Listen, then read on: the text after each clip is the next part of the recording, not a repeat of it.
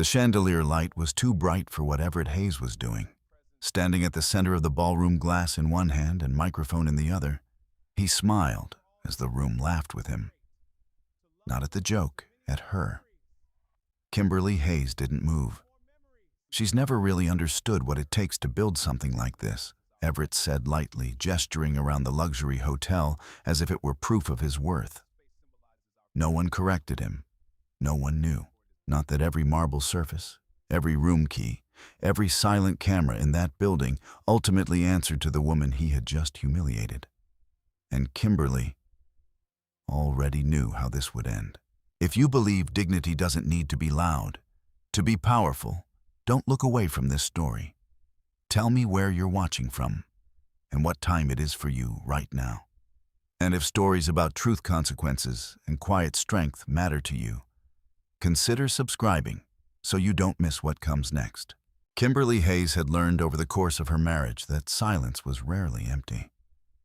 It was often mistaken for absence, for weakness, for surrender. Everett Hayes had made that mistake slowly, then completely. Their home in Westchester stood on a quiet street lined with identical trees that had been planted years before either of them moved in. The symmetry appealed to Everett. It made things look stable, predictable, controlled. From the outside, their life matched that pattern perfectly. Clean lines, neutral tones, no visible fractures.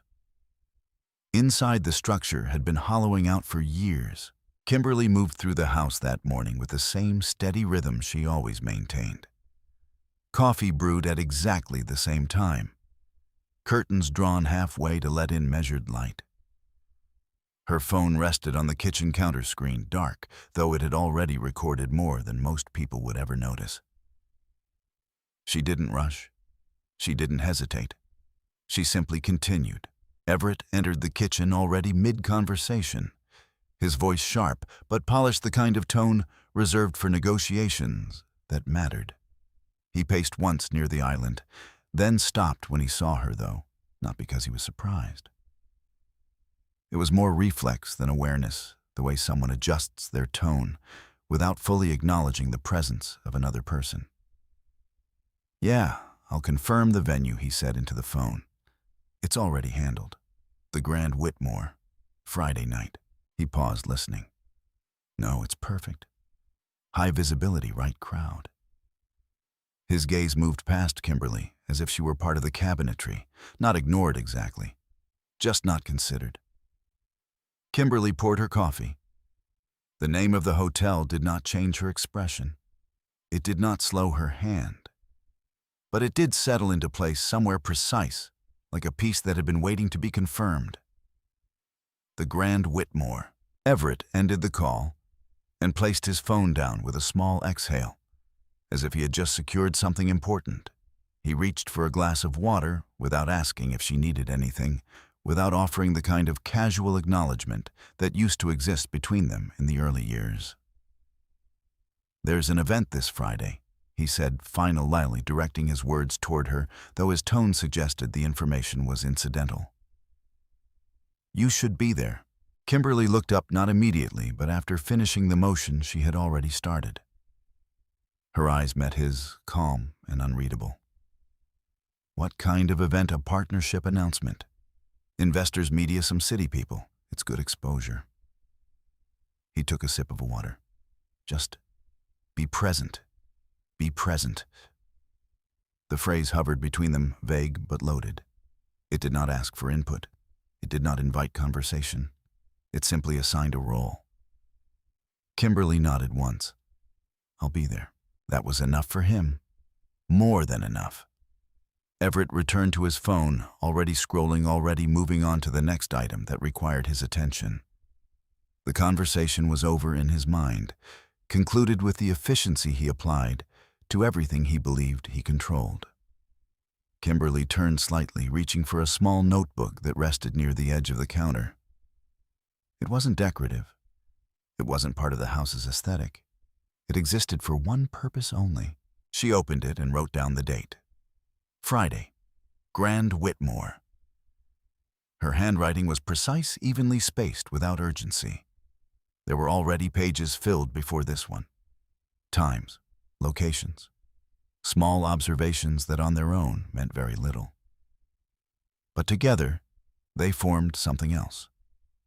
Something structured, something that did not rely on memory or emotion. Across from her, Everett was smiling again, reading something on his phone. The expression came easily to him in those moments when the world aligned with the version of reality he preferred. He had always been good at that, building a narrative, maintaining it, believing it. Kimberly closed the notebook. "You'll need a table arrangement," Everett added, almost as an afterthought. "I'll have someone send you the seating plan." She nodded again. Okay. He didn't notice that she didn't ask who would be seated where, or why. He didn't notice that she didn't ask anything at all. That more than anything had become the foundation of their dynamic. Everett spoke. Kimberly acknowledged. The space between those actions had once held conversation, curiosity, even disagreement. Now it held something else entirely. After Everett left the kitchen, the house returned to its quiet state. Not peaceful, just controlled. Kimberly remained where she was for a moment longer, her hand resting lightly on the counter. Then she reached for her phone. The screen lit up with a series of notifications she had not yet opened. Emails, calendar updates, a message from a number saved under a name that did not draw attention. Daniel Reeves. She tapped it. The message was brief. "Documents are ready for review. We can proceed whenever you confirm." Kimberly read it once, then again, not because she needed to, but because she approached everything with the same deliberate attention. She typed a response. "Not yet. I'll let you know." She didn't add explanation. Daniel would understand. He had been working with her long enough to recognize the pattern. Kimberly did not move until she had everything she needed. And when she moved, it was final. She set the phone down and walked toward the window. Outside, the street looked unchanged. A neighbor walking a dog, a car passing slowly. Nothing to indicate that anything beneath the surface was shifting. But Kimberly had never relied on visible signs. Her awareness had always operated differently, quieter, more exact. Over the past several months, she had noticed the small discrepancies in Everett's routines. Not dramatic changes, nothing obvious enough to provoke confrontation, just slight deviations. A dinner that ran later than expected. A meeting that extended into the night. A credit card notification that didn't match the explanation that followed. Each one on its own was easy to dismiss. Together, they formed a pattern. Kimberly had not confronted him. She had not asked for clarification. Instead, she had done what she always did. She had recorded dates, times, locations, the names of places that appeared more than once, the timing of his absences in relation to those places. The Grand Whitmore had appeared more than any other. At first, it had been just another entry. Then it became a recurring one. Then it became central. Kimberly had recognized the shift without reacting to it outwardly, because reacting would have changed the behavior. And she needed it unchanged. Her phone vibrated again, a soft interruption in the stillness. This time, it was an email notification. She opened it. A confirmation, event booking Grand Whitmore Hotel. Host Everett Hayes. Date Friday. Attached was a preliminary layout of the ballroom. Tables, stage placement, entry points.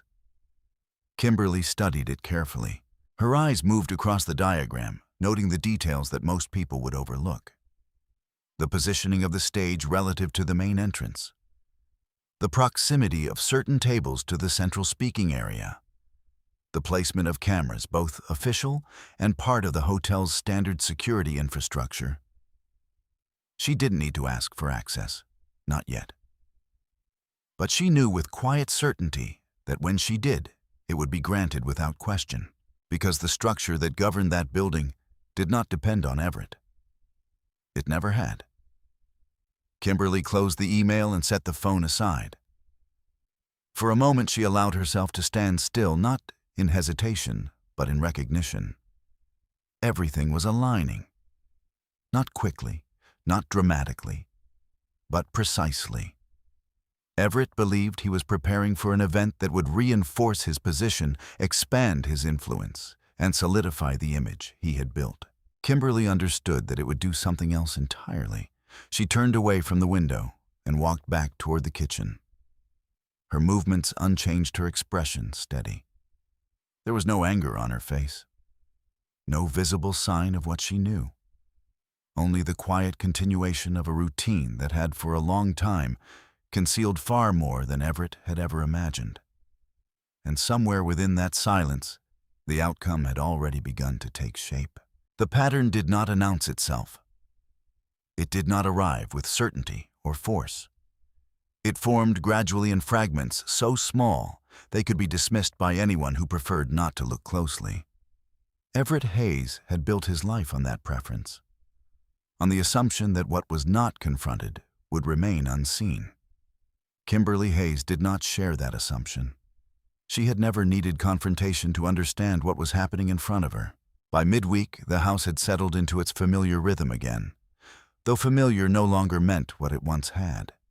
Everett's presence came and went in measured intervals, each departure explained with a level of detail that seemed designed to sound complete, while revealing nothing of substance. Kimberly listened. She always listened. On Wednesday evening, Everett stood in the hallway adjusting his cufflinks, his reflections split across the mirrored closet doors. The gesture was practiced almost automatic. His attention remained fixed on his appearance even as he spoke. "I'll be late tonight," he said, not looking at her. "Client dinner, downtown." Kimberly stood a few feet behind him, near the base of the staircase. She had paused on her way down, not because she intended to interrupt, but because she recognized the timing. "What time?" she asked. It was a simple question, neutral, precise. Everett hesitated just briefly, as if calculating an answer that would sound reasonable. "Probably after 10. Don't wait up." Kimberly nodded. Okay, that was all. No follow-up. No request for details about the client. No curiosity about the restaurant or the nature of the meeting. Everett had come to expect that absence of inquiry. He interpreted it as disinterest or perhaps resignation. It allowed him to continue without adjusting his narrative. He grabbed his jacket, checked his phone, and left without another word. The front door closed with a soft, controlled click. Kimberly remained where she was for a moment longer, then continued down the stairs. She didn't go to the living room. She didn't turn on the television or open a book. Instead, she walked directly to the kitchen and reached for her notebook. Wednesday, 7:12 p.m. Everett left. Client dinner, downtown. Her handwriting remained consistent. There was no emphasis, no underlining, no visible judgment attached to the words. Just a record. She closed the notebook and set it aside, then reached for her phone. The process that followed had become routine. She opened her banking app first. The primary account they shared showed no unusual activity. That was expected. Everett had grown careful over time, or perhaps simply more confident in his ability to avoid scrutiny. Either way, he rarely used the shared account for anything he considered personal. Kimberly switched to another set of records. This account was not in her name alone, but it was one she monitored with quiet authority. It had been established years earlier, structured in a way that did not invite casual attention. Everett had access, but not awareness. He knew it existed. He did not understand its scope. The transaction appeared exactly where she expected it. 8:03 p.m. Whitmore Grand Hotel restaurant charge. Kimberly studied the line for a moment, then tapped to expand the details. The amount was consistent with a private dinner for two. Not extravagant, not modest. Carefully chosen to blend into a category that would not raise suspicion. She did not react. She noted the time. 8:03 p.m. She moved to another application. This one required a different kind of access, one that had been arranged through layers of authorization that did not connect back to her directly. Kimberly entered the credentials without hesitation. The interface that opened was not designed for public use. It displayed internal hotel data, reservations, room access logs, security timestamps. The Whitmore Grand was a large property. Activity flowed through it constantly. Guests checked in and out. Staff moved through restricted areas. Rooms were accessed dozens of times each day. But Kimberly did not look at everything. She looked for patterns. She entered the date, filtered by time, then by payment reference. The system returned a set of results. A reservation linked to a corporate account, room number 1714. Check-in 7:52 p.m. Access logs confirmed entry at 7:58 p.m. A second entry followed at 8:01 p.m. 2 key cards, 2 individuals. Kimberly's eyes moved over the data without pause. There was no name attached to the second guest. There rarely was. The system did not require it. But this was not the first time she had seen this pattern. She opened a previous date. Another Wednesday, same room, similar time. 2 entries, then another. Friday evening, different room, same floor, same sequence. Kimberly leaned back slightly, her posture unchanged but her focus narrowing. This was no longer a possibility. It was structure. She did not scroll further. She did not search for confirmation beyond what was already clear. Instead, she reached for her notebook again. Wednesday, 8:03 p.m. Restaurant charge confirmed. Room 1714, 2 entries logged. Her pen moved steadily across the page. No hesitation, no pressure. When she finished, she closed the notebook and placed it back in its exact position on the counter. The house remained quiet. Outside, the streetlights had begun to turn on, one by one, casting a soft uniform glow across the neighborhood. Inside, nothing had changed visibly. The same furniture, the same arrangement, the same absence of disruption. Kimberly walked to the sink and rinsed her coffee cup, then set it on the drying rack with deliberate care. She did not check the time again. She already knew how the evening would unfold. At 10:47 p.m., the front door opened. Everett stepped inside, his movements slightly slower now. His expression composed, but carrying the faint trace of fatigue he used as part of his narrative. He set his keys down, loosened his tie, and glanced toward the kitchen. Kimberly was there exactly where he expected her to be. "Hey," he said casually, "you're still up." She turned slightly. "Just finishing up. How was your evening?" He asked the question sounding more like habit than interest. "Quiet," she said. He nodded, satisfied with the simplicity of the answer. "Dinner ran long," he added. "Client had a lot of questions." Kimberly met his eyes briefly. "That's good," she said. "It means they're interested." Everett smiled, a small, controlled expression that reinforced the version of events he had already decided on. "Exactly." He moved past her, heading toward the stairs. Kimberly watched him go, not with suspicion, not with anger, but with the same measured awareness she applied to everything else. There was no need to challenge him. He had already confirmed everything she needed. When the sound of the bedroom door closing reached her, Kimberly turned back to the counter. Her phone was still there, screen dark. Her notebook rested beside it, closed its pages, holding a record that no one else had seen.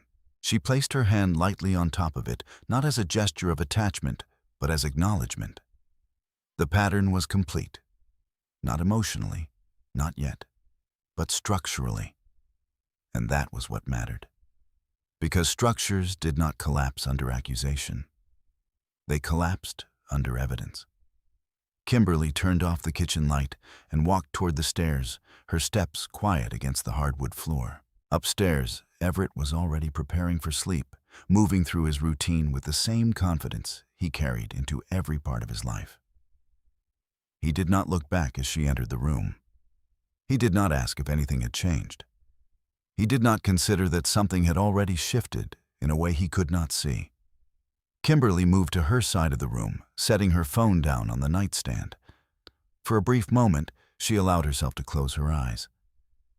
Not in exhaustion, in clarity, because what had once been uncertainty was no longer that. It had become a sequence, a record, a fact. And facts once established did not require noise to be heard. They only required the right moment. Kimberly opened her eyes again, her gaze steady in the dim light. Friday was approaching. And Everett still believed he was in control of what that night would become. By Thursday morning, Kimberly Hayes no longer needed to search for confirmation. What she needed now was access. Not emotional access, not confrontation, not even explanation. Legal access, structured, documented, quietly irreversible. The distinction mattered. Kimberly sat at her desk in the small study at the back of the house, a room Everett rarely entered. It had once been intended as a shared workspace, but over time it had become hers, entirely not by discussion, but by default. He had no reason to be there. Nothing in that room reflected his version of their life. The desk was clear except for her laptop, a folder of printed documents, and her notebook. She opened the laptop and navigated directly to her secure email. There were 3 unread messages waiting. The first was from Olivia Grant. Subject: Preliminary Financial Trace Review attached. Kimberly opened it. The document attached was concise, precise, and free of speculation. Olivia did not deal in assumptions. Every line item in the report was supported by verifiable data. Kimberly scrolled slowly. Multiple charges at Whitmore Grand Hotel over a 3-month period. Payments routed through a secondary corporate account. Timing consistent with known gaps in Everett's schedule. Repeated use of specific booking patterns designed to avoid attention. There was no mention of infidelity. There didn't need to be. The structure spoke for itself. Kimberly closed the document and moved to the next email. Daniel Reeves. Subject: Access Authorization ready. Marcus Whitaker has confirmed compliance. Once you approve, we can initiate direct internal review without triggering executive notification. Kimberly read the line twice. Without triggering executive notification. That meant Everett would not be alerted. That meant the system would not adjust. That meant the data would remain exactly as it had been recorded, unaltered. Kimberly typed a reply. Proceed. Limit scope to access logs, reservation history, and surveillance metadata. No escalation. She paused before sending, not because she doubted the decision, but because she understood its weight. Once access began at this level, the process would no longer be reversible in the way Everett might expect. She pressed send. The third email was from Marcus Whitaker, the general manager of the Whitmore Grand. Subject: Acknowledged. Miss Hayes, all requested permissions are in place. Your review will be conducted under internal audit protocol. No identifying information will be disclosed to operational staff. Marcus had always been careful with his wording. He never referred to her publicly as the owner. He never needed to. Kimberly closed the email and leaned back slightly in her chair. There was no rush in her movements, no visible urgency. Everything was already in motion. The Whitmore Grand Hotel stood in the center of Manhattan, its facade reflecting the late morning light in clean, uninterrupted lines. Inside the building functioned with the quiet precision expected of a place built on reputation. Guests moved through the lobby without noticing the systems that supported them. Staff operated within clearly defined roles. Security remained invisible unless needed.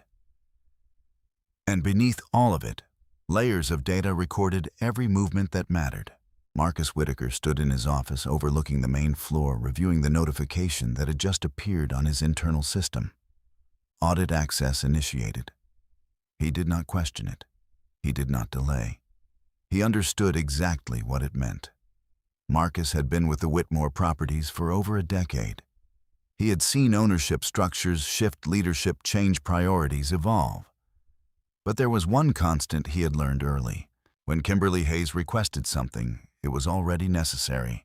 He authorized the final layer of access and stepped away from his desk. Back in Westchester, Kimberly's laptop refreshed.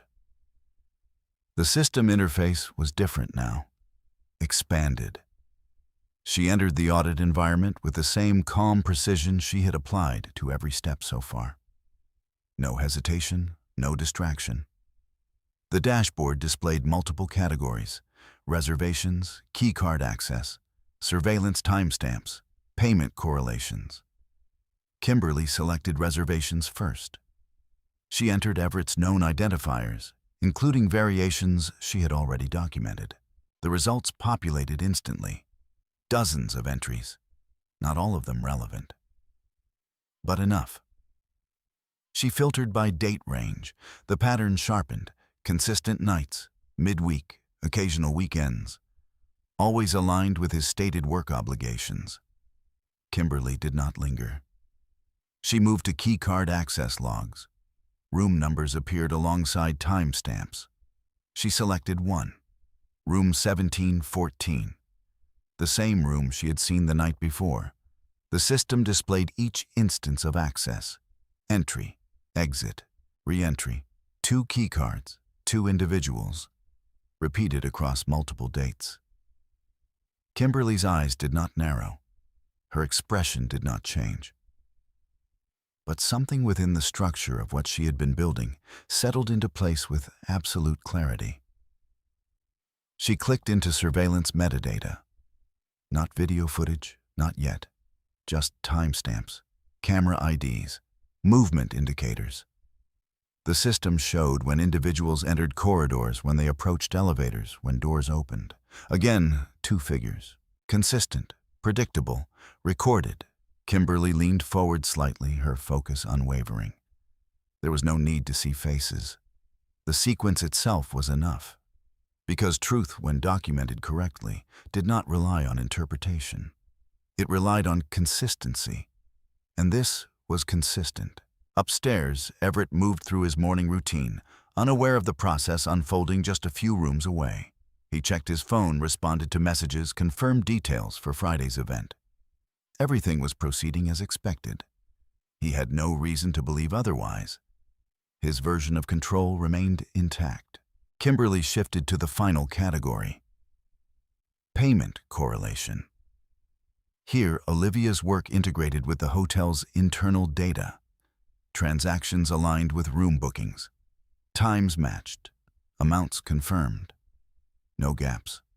No anomalies that could be explained away. Kimberly sat back in her chair, her hands resting lightly on the desk. The investigation was no longer about discovery. It was about confirmation. And confirmation had been achieved. Not emotionally, not verbally, but structurally. Every element supported the same conclusion. Everett had not been careful. He had been consistent. And consistency in systems like this was far more revealing. Kimberly closed the interface slowly, not because she was finished, but because she had reached the point she had been working toward. The point where doubt no longer existed. She reached for her notebook and opened to a new page. Thursday, audit access confirmed. Reservation patterns verified. Keycard logs consistent. Payment correlation complete. Her handwriting remained steady, unchanged. When she finished, she closed the notebook and placed it back on the desk. For a moment, she allowed herself to sit in silence. Not empty silence. Structured silence. The kind that holds decisions already made. Then she reached for her phone. A new message from Daniel Reeves had appeared. Review complete on our end. Everything aligns. We're ready when you are. Kimberly read it once. Then she locked the screen. Not yet. Friday was close. And timing, she knew, was not about speed. It was about precision. She stood, smoothing her sleeve slightly, and walked toward the door of the study. Outside, the house remained unchanged. Everett's voice echoed faintly from another room, confident, controlled, unaware. Kimberly stepped into the hallway, her expression calm, her posture steady. There was no visible shift in her, no outward sign that anything had changed. But beneath that stillness, everything had already moved into place. And Everett Hayes was still preparing to stand in a room he believed he owned. By Thursday afternoon, Kimberly Hayes no longer thought in terms of possibility. There was no if left, only structure, sequence, timing. She did not need to ask who the woman was, but she chose to know anyway, not out of jealousy, not out of emotion, out of completeness, because partial truths left room for distortion. And Kimberly had no intention of allowing Everett the space to reshape what had already been recorded. She returned to her desk, reopening the audit interface with the same deliberate calm. The system welcomed her back without resistance. Everything she had accessed earlier remained available, unchanged, waiting. Kimberly navigated back to the reservation logs, room 1714. Then she expanded the search. She removed Everett's identifiers and filtered instead by frequency. Which guest appeared repeatedly in correlation with those time blocks? The system processed the request quickly. A name surfaced. Lauren Bishop. Kimberly did not react immediately. She read the name once, then, again, not because she doubted it, but because she placed it carefully into context. Lauren Bishop. The name was familiar, though not from anywhere personal. Kimberly leaned back slightly, allowing memory to align with data. She had seen the name before, not in conversation, in a guest list. A professional gathering Everett had attended months earlier. A networking event. Lauren Bishop had been introduced briefly as part of a consulting firm working with one of Everett's partners. Young, polished, ambitious. Kimberly remembered the introduction not because it had stood out, but because it had been efficient. Everett had not lingered. He had moved on quickly, as he always did in those environments, collecting connections without appearing to hold on to any of them. At the time, it had meant nothing. Now it meant structure. Kimberly returned her attention to the screen. Lauren Bishop's reservation history extended beyond a single visit. Multiple bookings, different rooms, same floor, same time pattern. Kimberly selected one entry. Check-in 7:48 p.m. Room 1722. Payment method, corporate linked account. Then another. Check-in 8:05 p.m. Room 1714. The timing overlapped with Everett's known absences perfectly. Kimberly clicked into the access logs for one of those nights. 2 entries. Lauren Bishop, Everett Hayes. The system did not label them together. It did not need to. The sequence did that on its own. Kimberly closed the log and sat back, her hands resting lightly on the edge of the desk. There was no tightening in her expression, no visible shift. But internally, the structure had completed itself. Not a suspicion, not a question, a pattern. Verified, repeated, documented. She reached for her notebook and opened to a fresh page. Thursday, Lauren Bishop confirmed recurring presence. Reservation overlap verified. Access logs consistent with dual entry. Her pen moved without pause. Each word placed exactly where it belonged. She closed the notebook and set it aside. For a moment, the room was completely still. Not empty, full. full of information that had been gathered without confrontation, full of evidence that did not depend on interpretation. Kimberly stood and walked toward the window, her reflection faint against the glass. Outside, the afternoon light stretched across the yard, unchanged. Inside, everything had shifted. Across the city, Lauren Bishop stepped out of a rideshare and adjusted the sleeve of her blazer as she entered a midtown office building. Her movements were confident, efficient. She did not look like someone hiding. She looked like someone building. Her phone buzzed as she crossed the lobby. A message. Everett Hayes. Friday is confirmed. You'll be there.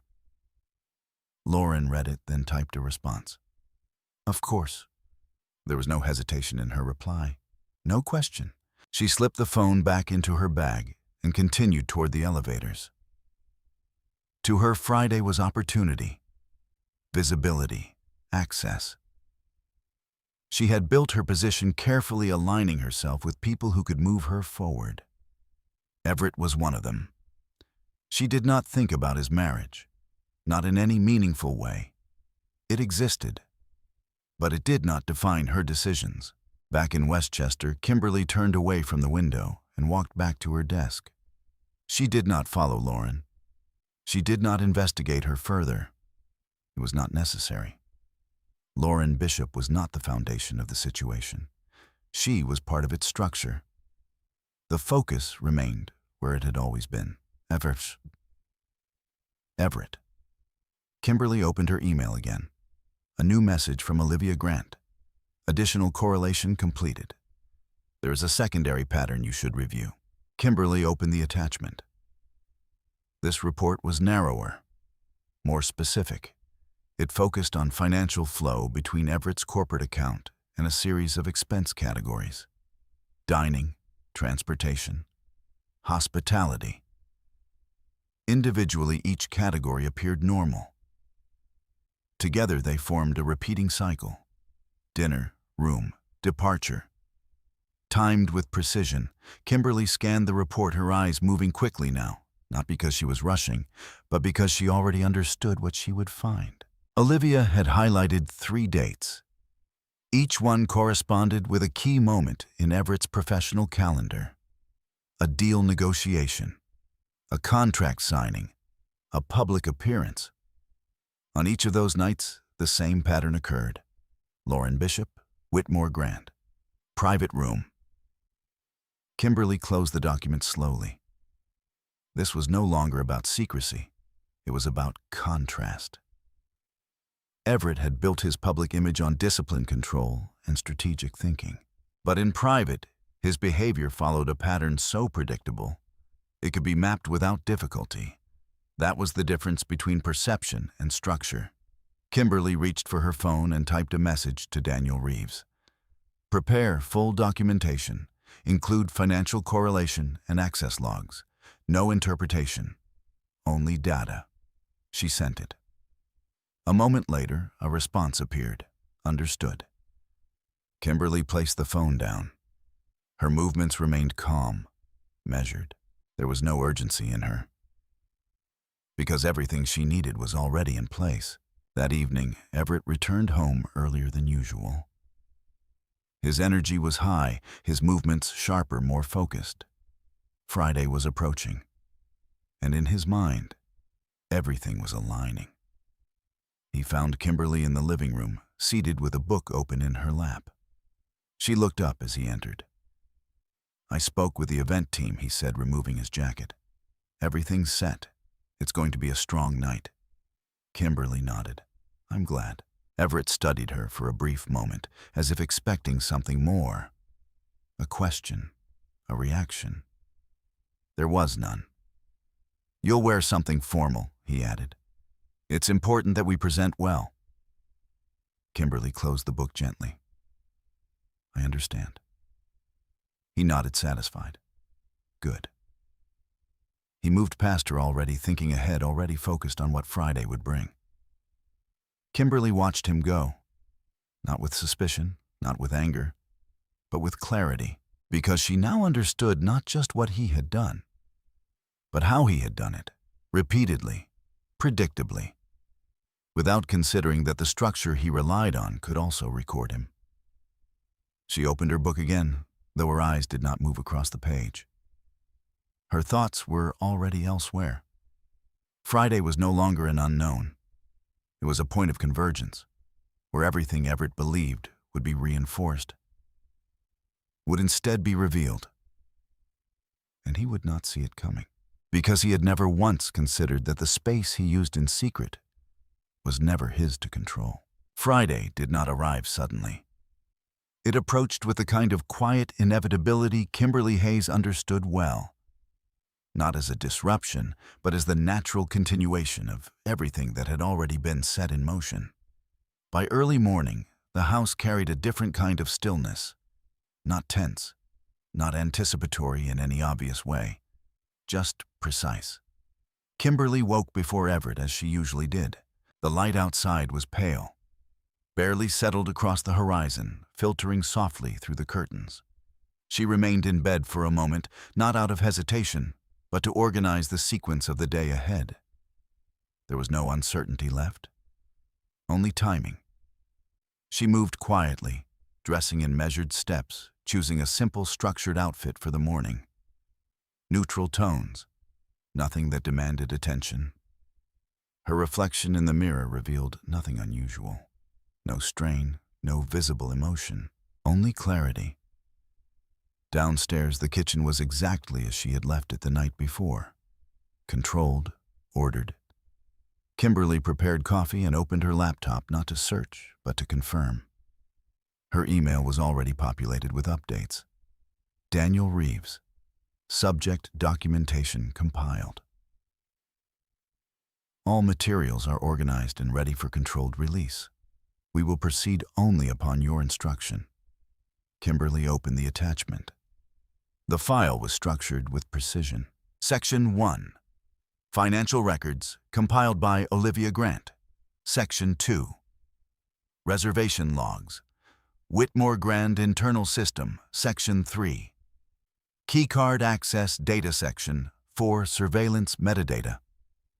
Section 5. Timeline Correlation.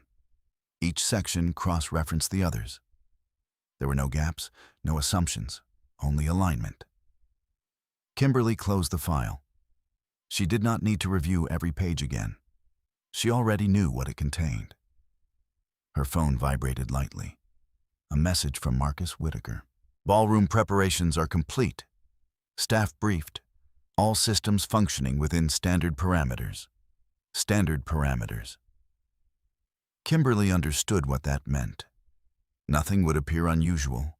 Nothing would raise attention. Everything would operate exactly as Everett expected. She typed a brief response. Thank you. Maintain protocol. She placed the phone down and took a sip of her coffee. Upstairs, she could hear movement. Everett was awake. By mid-morning, Everett Hayes had fully shifted into performance mode. He moved through the house with a renewed sense of control, his attention divided between calls, messages, and final confirmations for the event. His tone carried confidence, the kind that came from believing the outcome was already secured. Everything is locked in, he said into his phone as he paced near the living room window. Media coverage is confirmed. We'll have the right people in the room. He paused listening, then smiled. Trust me, it's going to land exactly the way we want. Kimberly sat at the dining table reviewing a printed document, though her focus extended beyond the page. She listened, not to the words themselves, but to the certainty behind them. Everett believed in alignment. He believed that preparation guaranteed control. He believed that visibility reinforced truth. Kimberly knew better. Preparation only mattered if it accounted for everything. And Everett had not accounted for her. By early afternoon, the final coordination call was complete. Daniel Reeves had confirmed readiness.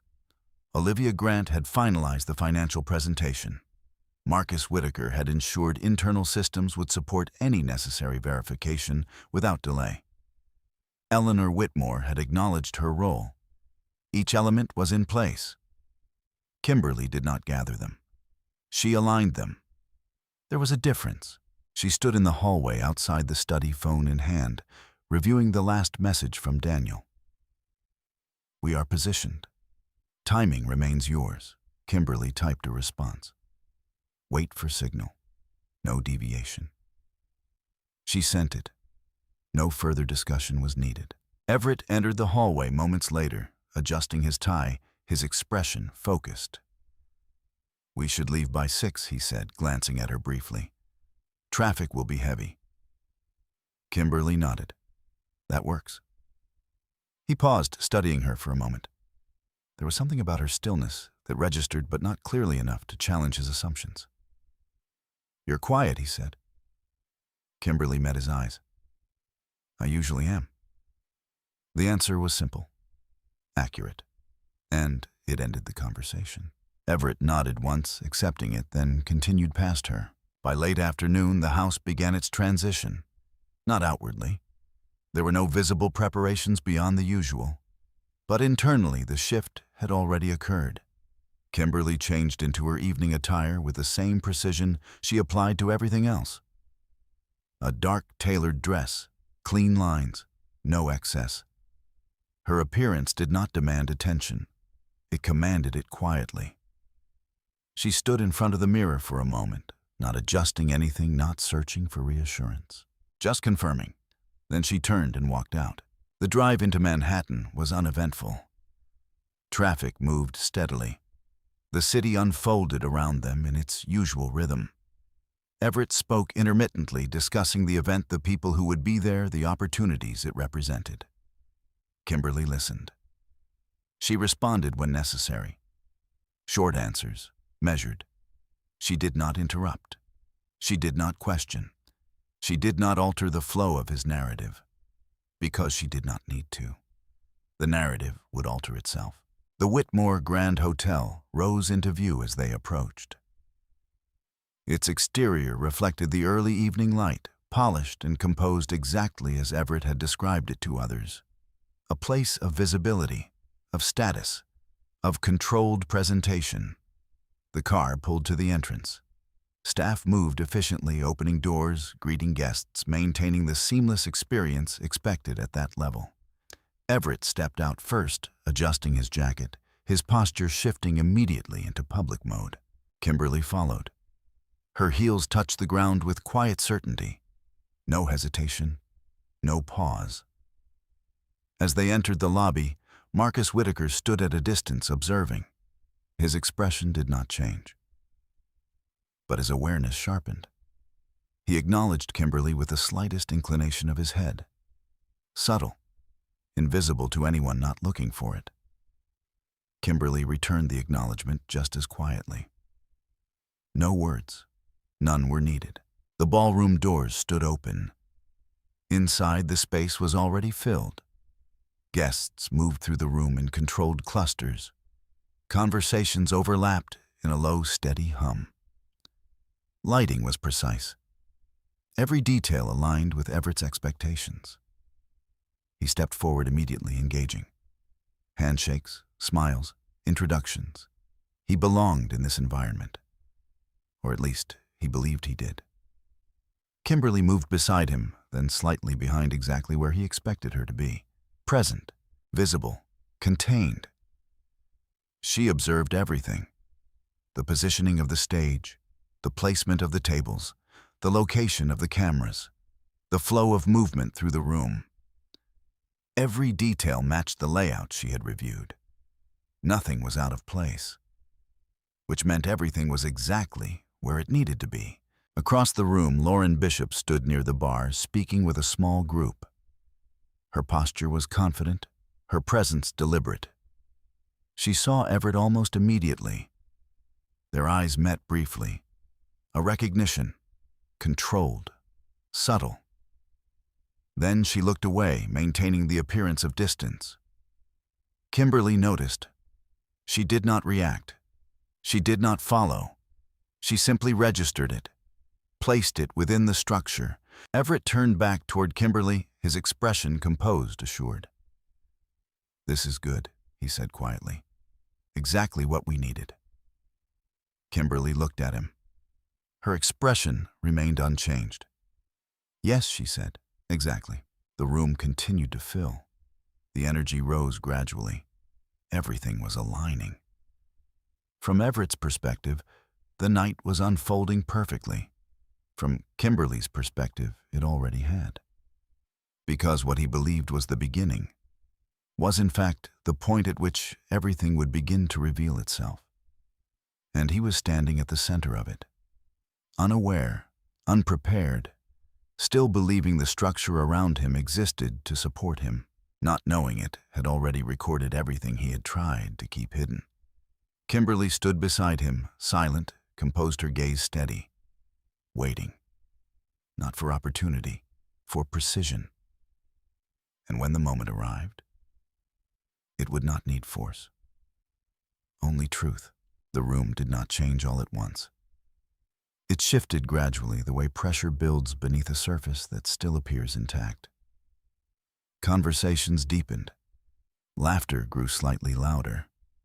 Glasses were lifted and replaced in a rhythm that felt effortless to those inside it. Everett Hayes moved through the ballroom with practiced ease. He greeted investors by name, recalled details from previous meetings, adjusted his tone depending on who stood in front of him. To some, he was measured and strategic. To others, relaxed and personable.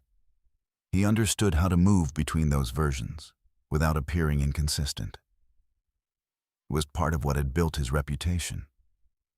Kimberly Hayes remained close enough to be seen, but not positioned to lead. That had always been Everett's preference. Visibility without influence.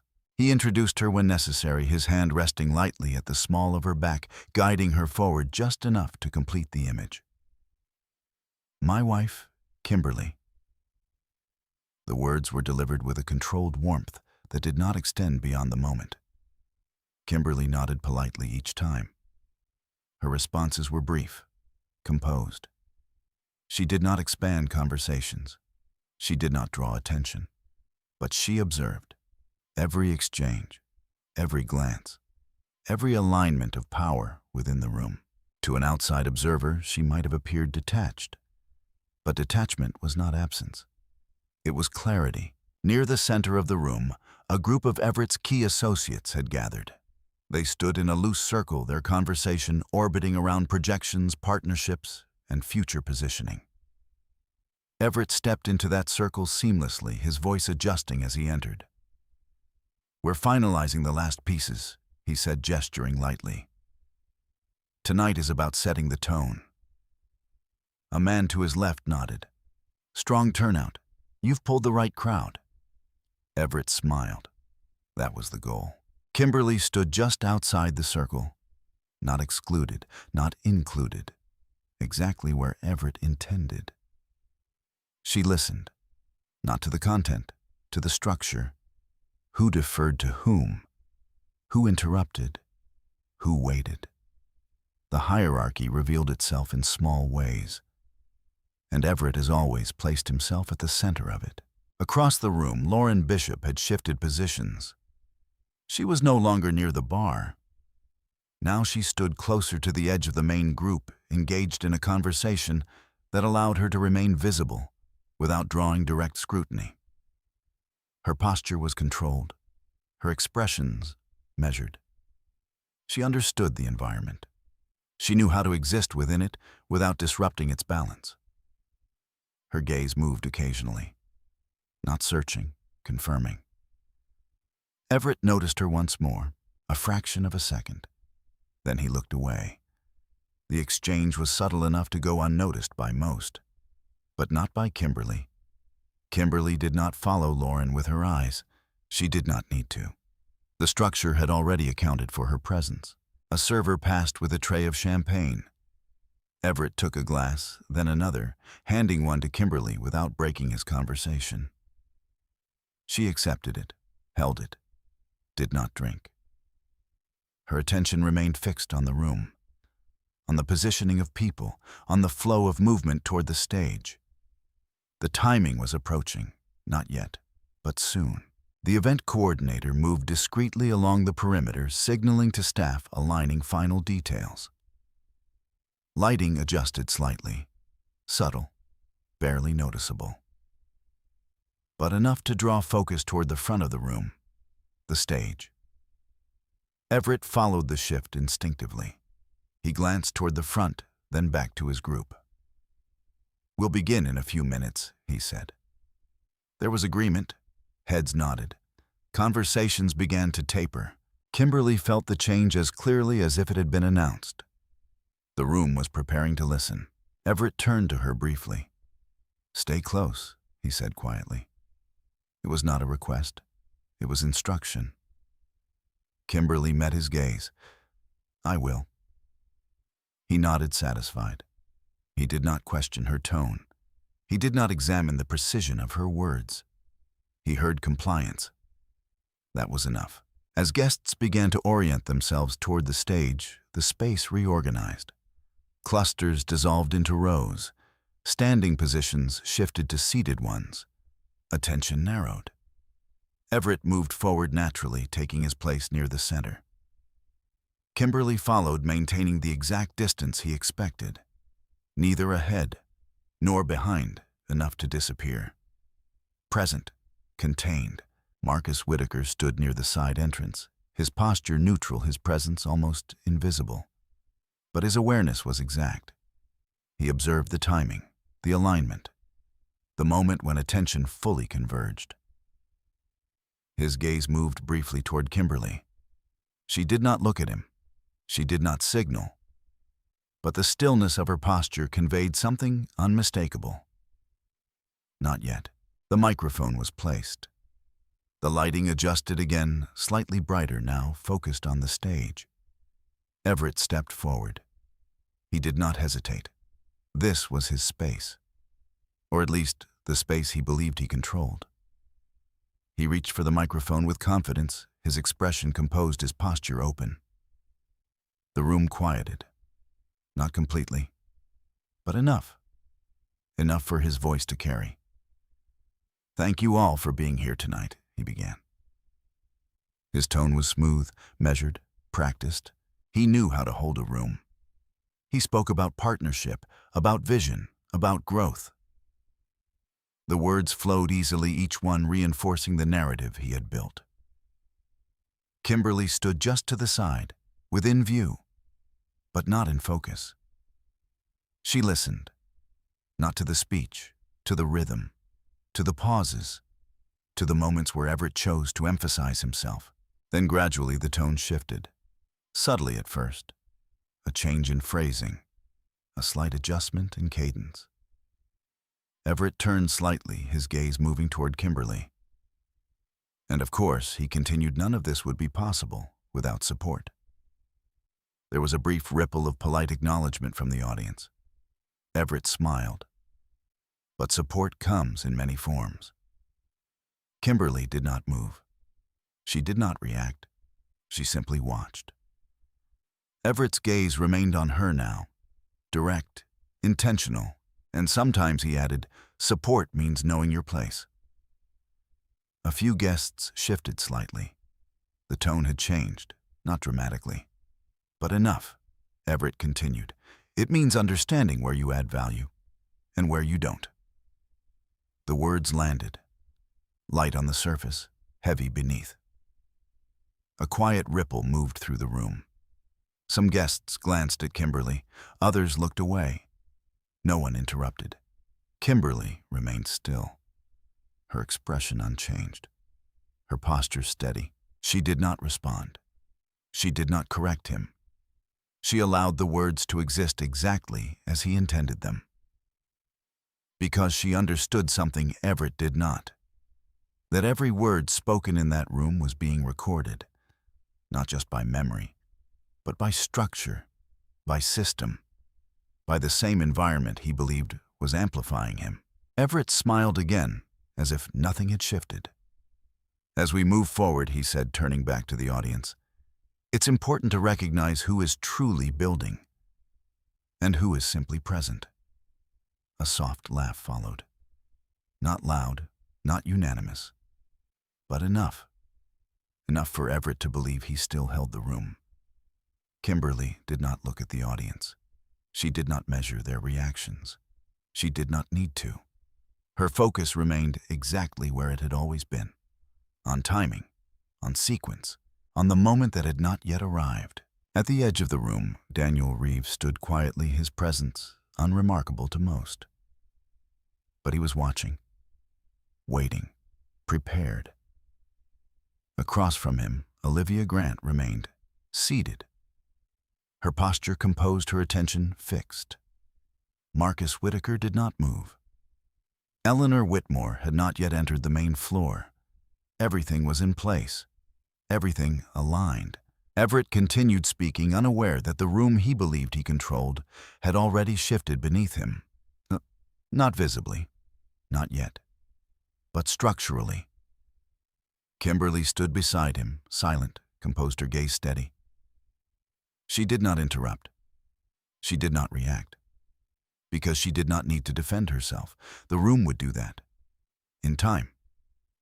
And when it did, it would not be through argument, but through truth. And truth, once placed correctly, did not require volume, only precision. The laughter did not last. It lingered just long enough to settle into the room to confirm Everett Hayes' belief that he still held control over the narrative.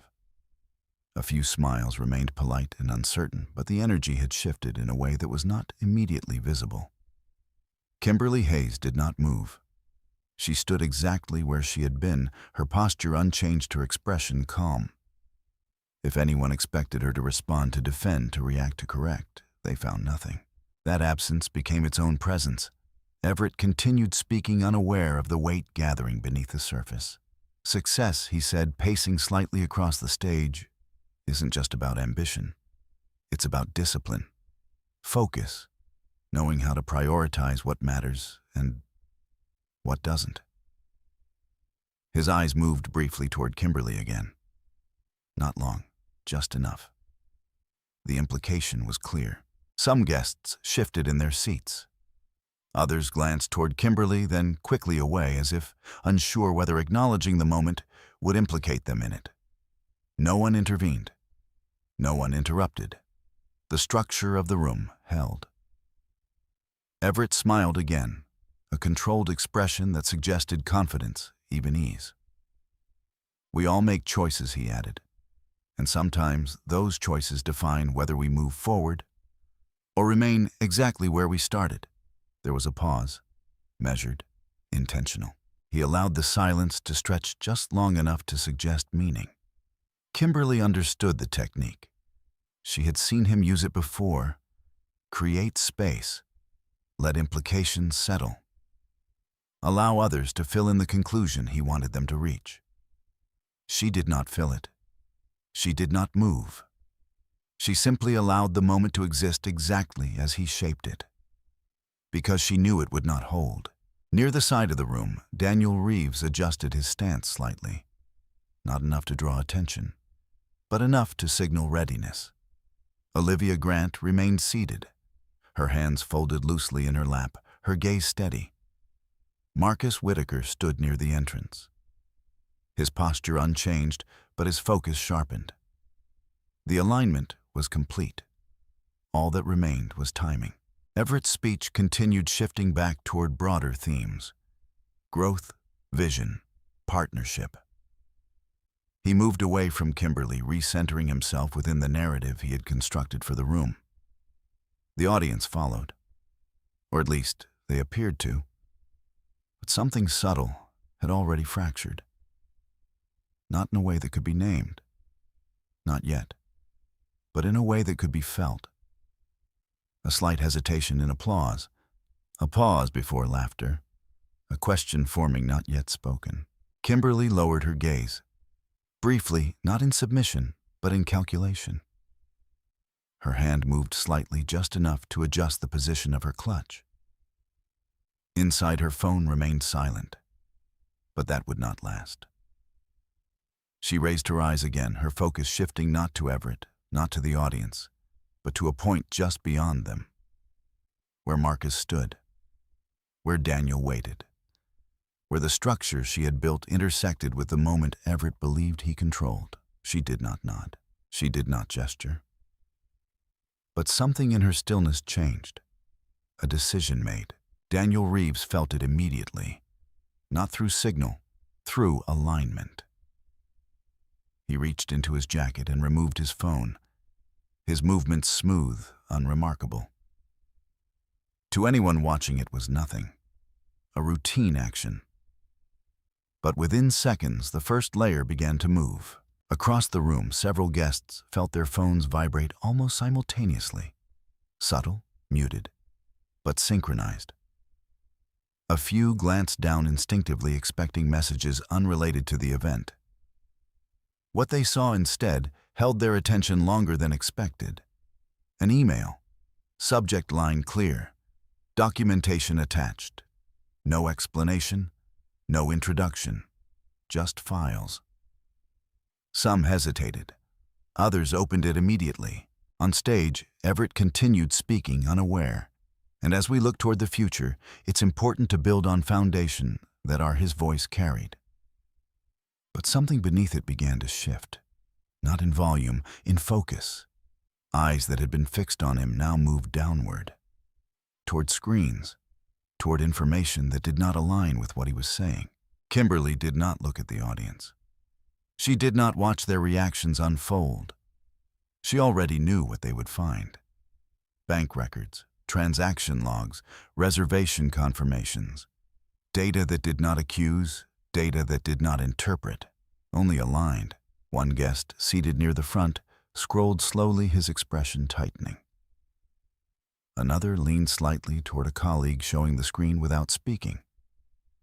A third paused entirely, no longer listening to Everett at all. The shift spread. Quietly, deliberately, like a current moving beneath still water. Everett noticed it, not immediately, but gradually. A glance downward, a delayed response, a break in eye contact. His rhythm faltered for the first time. Just slightly. He adjusted, continued. As I was saying, strong partnerships are built on. But the room was no longer fully with him. He could feel it now, not clearly, but enough. Kimberly remained still, her expression unchanged, her breathing steady. She did not rush the moment. She did not force it, because truth once introduced did not need to be pushed. It moved on its own. Near the back of the room, Lauren Bishop felt her phone vibrate. She hesitated before checking it. Then she looked. Her expression did not change immediately, but her posture did. A subtle shift, a tightening. Her eyes moved across the screen, then back to Everett, then down again. The alignment was unmistakable. On stage, Everett's voice continued, but his focus fractured. He glanced briefly toward Kimberly. She was exactly where she had been. Still, composed, unmoved. There was no confrontation in her gaze, no accusation, only certainty. That was when he understood something was wrong. Not what, not yet, but enough. The room was no longer responding to him. Not in the way it had before. Attention had split, divided between what he was saying and what they were seeing. Daniel Reeves remained where he was observing. He did not move forward, not yet. This was only the first layer. Introduction, recognition, disruption. The rest would follow. Kimberly's hand shifted again, almost imperceptibly. Inside her clutch, her phone vibrated once. A confirmation, layer 1 complete. She did not check it. She did not need to. Everett's voice slowed. His confidence remained, but it no longer filled the room the same way. Something had changed. And for the first time that evening, he was not the one controlling it. Kimberly lifted her gaze fully now, her eyes meeting his across the space. Not challenging, not emotional, just present, just clear. And in that moment, Everett Hayes realized something he had never considered before. That the structure around him did not belong to him. And whatever had just entered the room was not something he could speak over. The silence that followed was not empty. It was full. full of data, full of recognition, full of a truth that had begun to surface, without a single word from the woman he had just tried to diminish. Kimberly did not move. She did not step forward. She did not interrupt. Because this was no longer about what she would say. It was about what could no longer be ignored. And this was only the beginning. The room did not erupt. It tightened. What had begun as a quiet ripple now settled into something more defined, more deliberate. Conversations did not resume. They paused mid-thought, mid-breath, held in suspension by the weight of what had just appeared on their screens. Everett Hayes felt it before he understood it. The absence of response, the delay in attention returning to him, the subtle shift of eyes no longer fixed on the stage. He adjusted his grip on the microphone. As I was saying, he continued, his voice steady by habit. Long-term value is built through he stopped. Not because he chose to, because no one was following. The words no longer landed. They fell into a space that had already filled with something else. Everett's gaze moved across the audience. A man in the front row was no longer looking at him. He was scrolling slowly, deliberately. Another guest leaned toward a colleague, their heads close together, their expressions no longer neutral. A woman near the aisle lowered her phone, her eyes lifting not to Everett but toward Kimberly. That was when Everett turned. Kimberly Hayes stood exactly where she had been, unchanged. Still, her presence had not grown louder, but it had become undeniable. At the side of the room, Daniel Reeves took a step forward. Not abrupt, not disruptive, measured. He did not approach the stage directly. Instead, he moved just enough to enter the edge of visibility, positioning himself where those closest to the front could see him clearly. His presence was intentional, recognizable to those who understood what it meant. A lawyer did not step forward at an event like this without purpose. Everett's voice returned, but not with the same ease. If there's a technical issue, there's no technical issue. The voice came from the floor, not loud, not aggressive, but clear. Daniel Reeves. He did not raise his tone. He did not need to. The room had already quieted enough to carry it. Everett turned fully now, his attention locking onto Daniel. "I'm sorry," Everett said, his expression tightening. Daniel met his gaze. "The materials being reviewed are accurate," he said, "and properly documented." There was no accusation in his voice. Only statement, only structure. A murmur moved through the room, soft, contained, but present. Everett's grip on the microphone tightened slightly.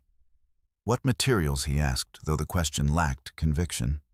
He already knew, or at least he understood that something had entered the room beyond his control. Kimberly remained silent. Her role had not changed. She had not introduced the information. She had not framed it. She had simply allowed it to arrive. Daniel did not move closer. He remained where he was, maintaining distance, maintaining formality. "Financial records," he said, "reservation data, access logs." Each term was precise. Each one landed with increasing weight. Everett's expression shifted, not dramatically, but enough. "That's not relevant to," he began. "It is," Daniel said, interrupting not forcefully but definitively. The interruption itself was controlled. A boundary, not an escalation. In the front row, one of Everett's partners spoke quietly to another. "This is consistent," he said, eyes still on his phone. "Dates match," the other replied. Neither looked up. Everett stepped slightly away from the center of the stage. A small movement, but noticeable. "What exactly are you implying?" he asked, his voice no longer fully aligned with the room. Daniel did not answer immediately. He allowed the silence to hold, allowed the data already in the room to speak first. Then calmly, "There is no implication." Another pause. Only documentation. Kimberly's gaze remained steady. She did not look at Daniel. She did not look at the audience. She looked at Everett. Not with confrontation, with clarity. Across the room, Lauren Bishop had not moved. Her phone remained in her hand. The screen still lit. Her expression had changed now. Not panic, but recognition. The kind that comes when a structure you believed was separate reveals itself to be connected. Her eyes lifted slowly toward the stage, toward Everett. Then, almost involuntarily, toward Kimberly. Everett followed the shift. He saw it. Lauren, then Kimberly, then the room. The alignment. And for the first time, the pattern that Kimberly had seen so clearly began to form in his own perception. Incomplete, but forming. "This is inappropriate," Everett said, his voice sharpening now. "If there's something you want to discuss, we can do that privately." Daniel's expression did not change. "This was not introduced publicly by us," he said. A subtle distinction, but precise. The room absorbed it. Everett's gaze snapped back to Kimberly. "What is this?" he asked. The question was direct, not controlled, not rehearsed. Kimberly did not answer immediately. She did not rush to fill the space. She allowed the question to exist. Then quietly, "It's a record." Her voice was calm, even, unaffected by the shift around them. The simplicity of the answer carried further than anything else that had been said. No accusation, no emotion, just fact. Everett took a step toward her. Off the stage now, closer. The microphone still in his hand, though he was no longer using it. A record of what he asked. Kimberly met his gaze. "Of what happened," she said. Silence, complete. The kind that does not invite interruption. Daniel Reeves remained still. Olivia Grant watched without expression. Marcus Whitaker did not move. The structure held. Everett looked around the room. At the faces, at the phones, at the absence of support, the absence of alignment. The narrative he had built was no longer the one being followed. This doesn't change anything, he said, though the statement lacked the certainty it once held. Kimberly did not respond to that, because she did not need to. Change had already occurred, not through argument, through exposure. In the front row, a guest closed his phone slowly. "Everything's time-stamped," he said quietly. Another nodded. "There's no gap." Everett heard it, even without wanting to. The words reached him, structured, final. Kimberly took a small step forward, not toward him, into the space between them. Her posture remained composed, her expression unchanged. She did not raise her voice. She did not shift her tone. "You said tonight was about visibility," she said. A pause, measured. "It is." The room absorbed the statement, not as confrontation, as confirmation. Everett did not respond, not immediately, because for the first time, he did not have a narrative prepared. Kimberly did not continue. She did not elaborate. She did not need to. Everything that needed to be seen was already in the room, and the room was no longer his. The silence stretched, not empty, not uncertain, complete. And within that silence, the structure Everett Hayes had relied on his entire career shifted away from him, without force, without argument, without a single raised voice. Kimberly stood steady, unmoved, not victorious, not reactive, simply present, because this was not the end, not yet. But it was the moment where everything Everett believed he controlled ceased to belong to him. The silence did not break all at once. It shifted into a different kind of attention, no longer passive, no longer social, but analytical. The room had moved beyond reaction. It was now processing. Everett Hayes stood at the edge of the stage, the microphone still in his hand, though it no longer served him. His posture remained upright, controlled by habit, but the alignment between his voice and the room had fractured. Across from him, Kimberly Hayes did not advance. She did not retreat. She simply held her position. And in doing so, she defined the space. Daniel Reeves took another step forward, measured, intentional. He did not raise his voice. He did not seek the center of attention. But the room adjusted to him anyway, because what he carried was not performance. It was structure. "With your permission," Daniel said, addressing no one in particular and everyone at once, "we can clarify the documentation already in circulation." The phrasing was deliberate, not confrontation, clarification. Everett's gaze hardened. "This isn't the time or place," he said, attempting to regain control through tone alone. Daniel did not argue. "The time and place have already been established," he replied calmly. Another pause. "By the data." A subtle shift moved through the audience again. This time, it was not uncertainty. It was recognition. Olivia Grant stood from her seat. Her movement was quiet, almost understated, but it drew attention immediately. She did not approach the stage. She remained just off to the side, within clear view, holding a thin tablet in her hand. She did not look at Everett. She looked at the room. "Financial correlation has been verified across multiple dates," she said. Her voice was steady, neutral, and not accusatory. "Transactions associated with the Whitmore Grand Hotel align directly with private reservations and restricted access logs." She paused. Not for effect, for clarity. The pattern is consistent. Everett exhaled slowly, his jaw tightening. "This proves nothing," he said. But the statement lacked weight, because the room had already moved beyond proof as argument. It had entered proof as structure. Olivia did not respond to his objection. She continued. "Each transaction corresponds to a documented entry into specific hotel rooms. Timestamps are aligned within a margin of less than 5 minutes."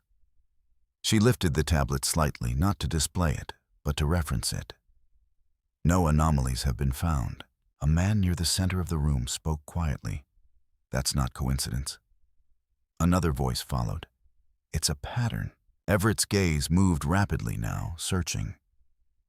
For support, for alignment, for anything that would restore the balance he had lost.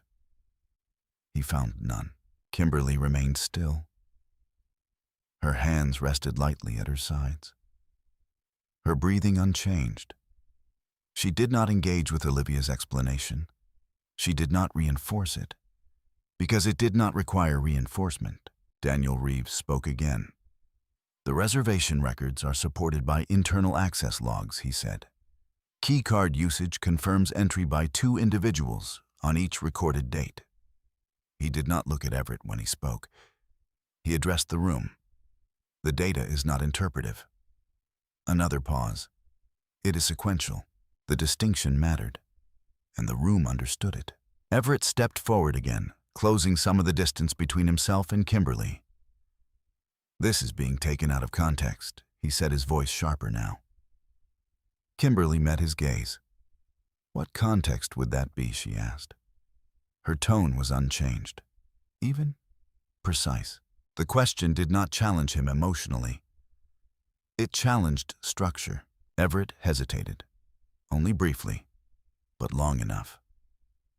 "There are business reasons for," he began. Olivia spoke again, not interrupting, but aligning. "No business meetings were scheduled in the rooms identified," she said.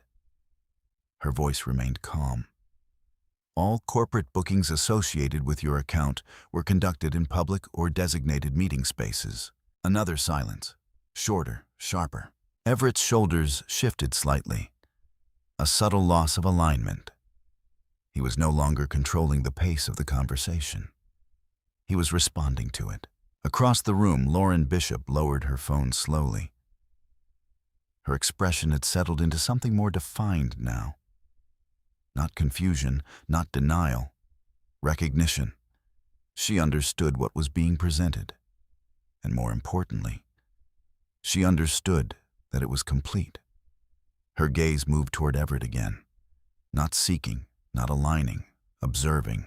Kimberly did not look at her. She did not need to. Lauren's role had already been established. Daniel Reeves adjusted his stance slightly. "There is one additional layer," he said. The room stilled again, not dramatically, but collectively. Everett looked at him. "What layer?" he asked. Daniel's gaze remained steady. "Authorization." A subtle shift moved through the space. The word carried weight.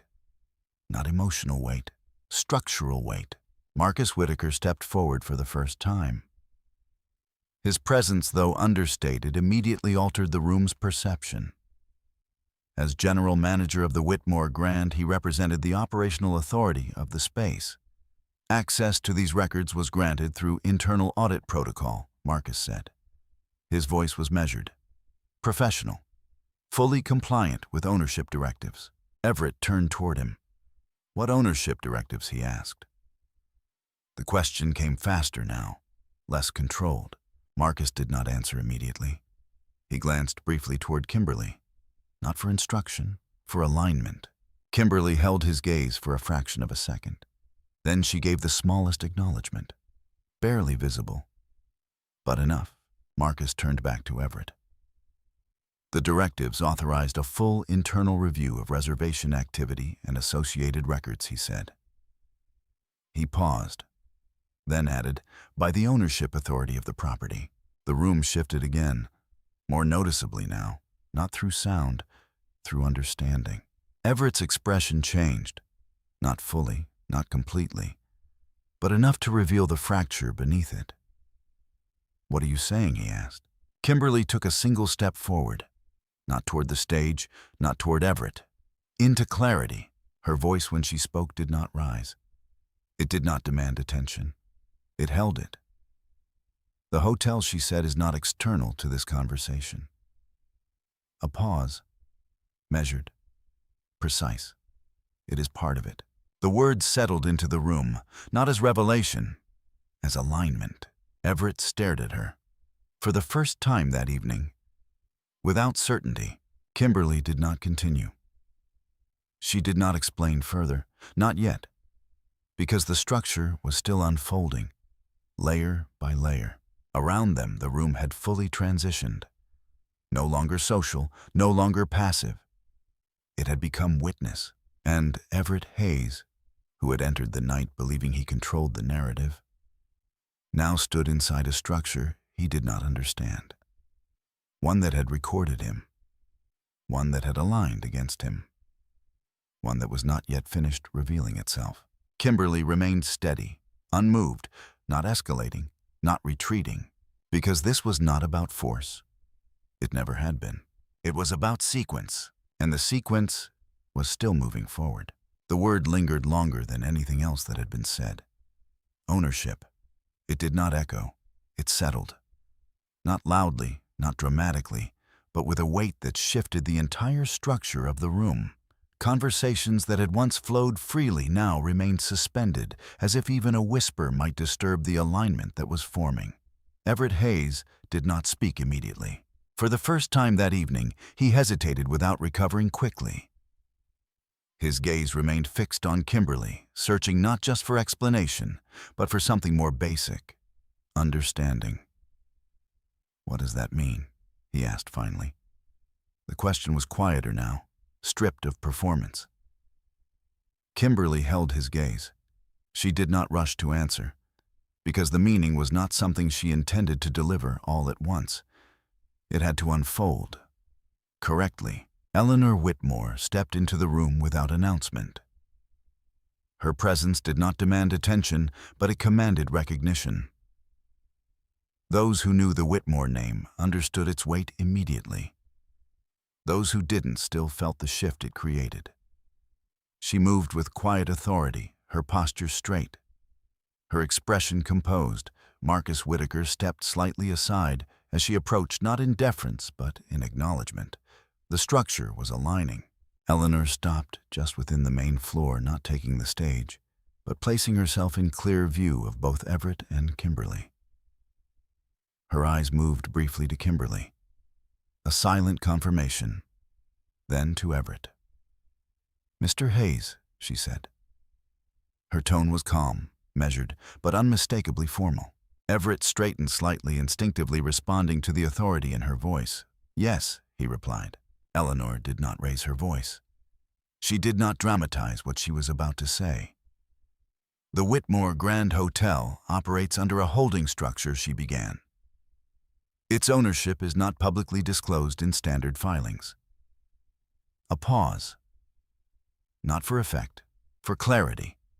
"The controlling interest is held through a private trust." Everett's expression tightened. He listened.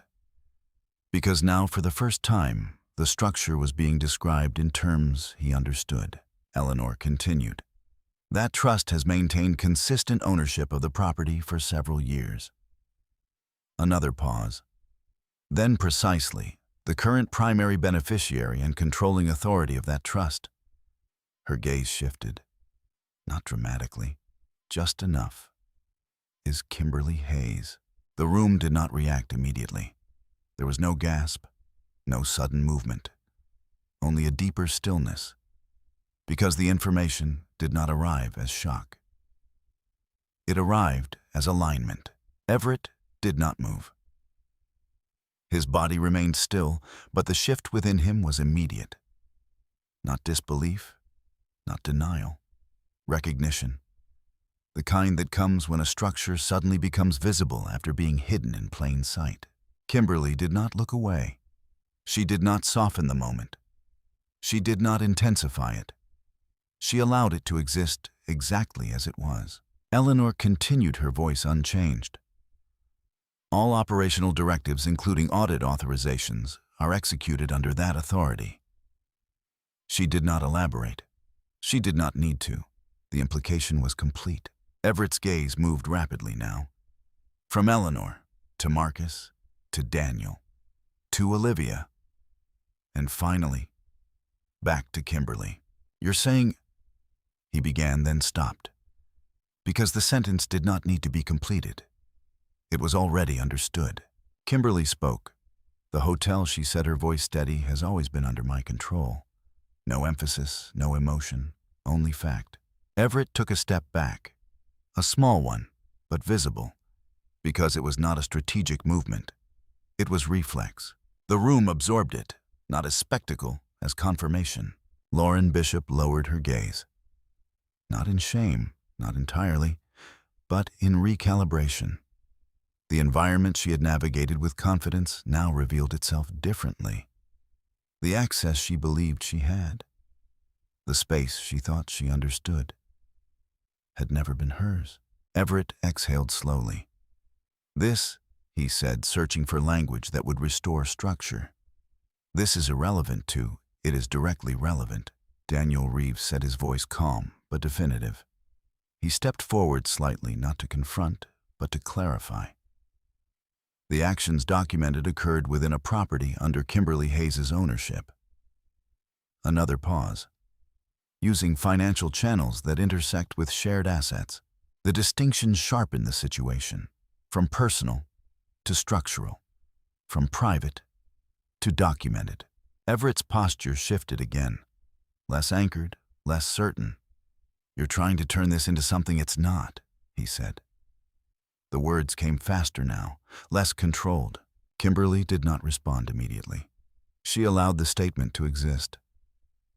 Then quietly, "It already is what it is."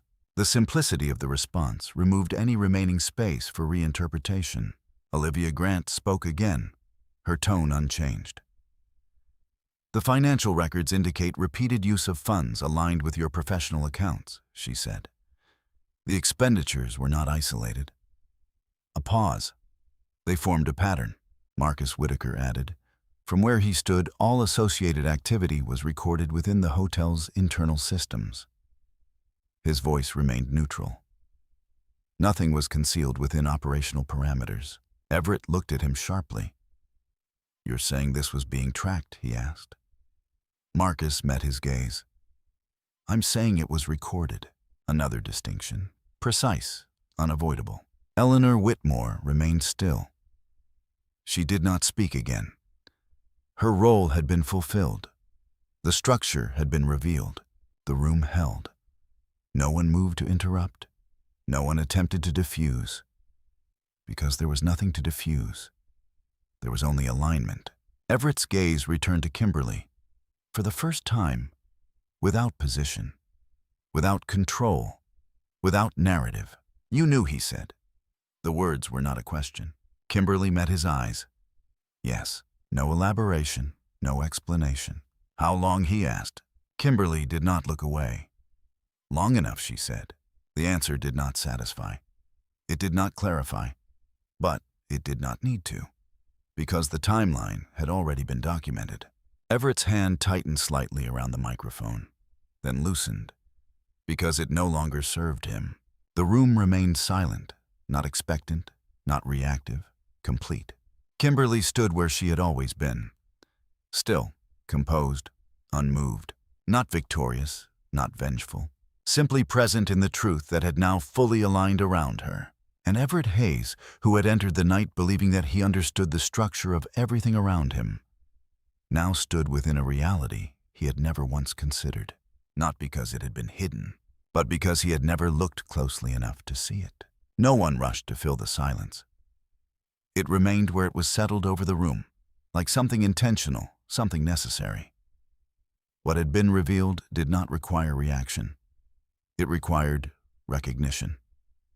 Everett Hayes stood without speaking, the last fragments of his certainty dissolving not in a single moment, but in a sequence he could no longer interrupt. Around him, the room had changed its function.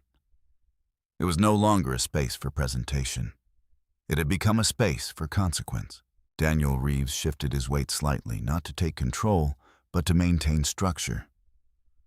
"Given what has been presented," he said calmly, "there are formal considerations that now apply." His tone did not escalate. It clarified. Everett looked at him sharply. "What considerations?" he asked. The question came quickly, almost reflexively, as if identifying the framework might restore some degree of control. Daniel did not rush his response. "Financial exposure," he said. "Misuse of associated accounts.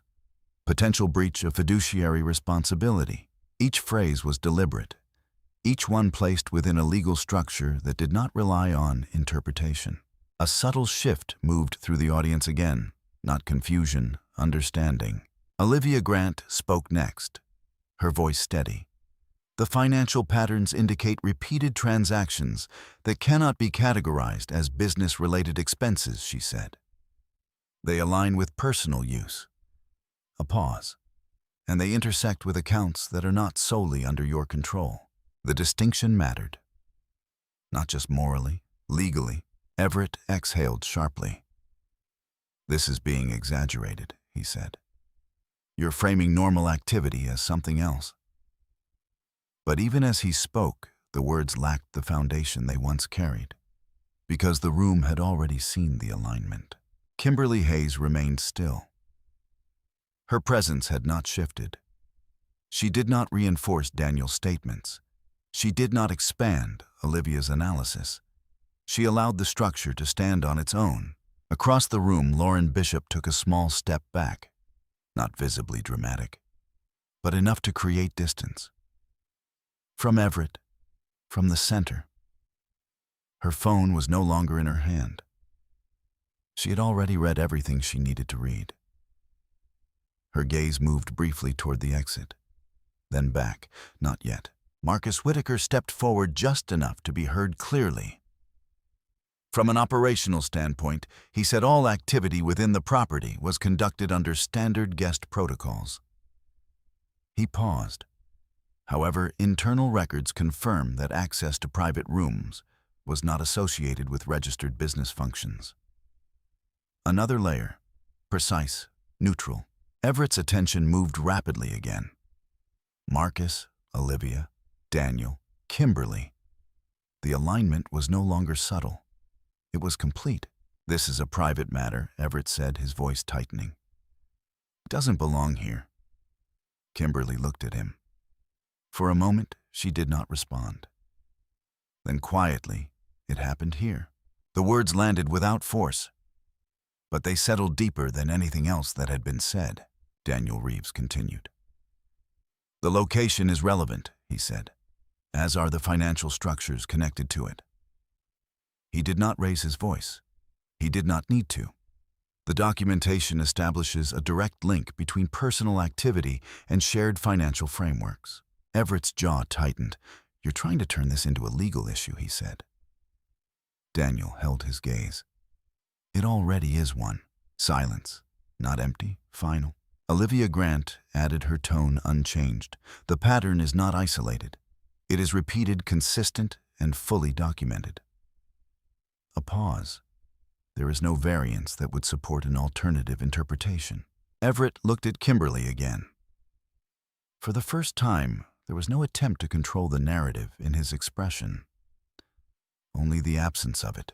Lauren Bishop shifted again. This time her movement was more deliberate. She stepped further back, placing herself closer to the edge of the room. Not fleeing, repositioning. Her posture remained composed, but her alignment had changed. She was no longer connected to Everett's position. Kimberly noticed, but did not react, because Lauren was no longer central. She had never been. Eleanor Whitmore spoke once more, her voice quiet but unmistakably authoritative. The trust governing this property maintains strict oversight of all financial interactions linked to its operations, she said. Her gaze remained steady. Any activity that intersects with that structure is subject to review. Everett turned toward her. You're saying I'm being investigated, he asked. Eleanor did not hesitate. I'm saying the records are being examined, she replied. A pause, and they will be addressed accordingly. The distinction was careful, but clear. Everett's shoulders shifted again. Not dramatically, but enough to show the strain beneath the surface. This doesn't define anything, he said, though the statement lacked direction now. Kimberly's voice came quietly. It defines what happened.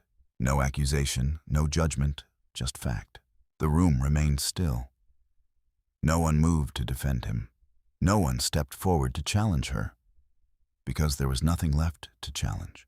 Daniel Reeves lowered his voice slightly, though it remained clear.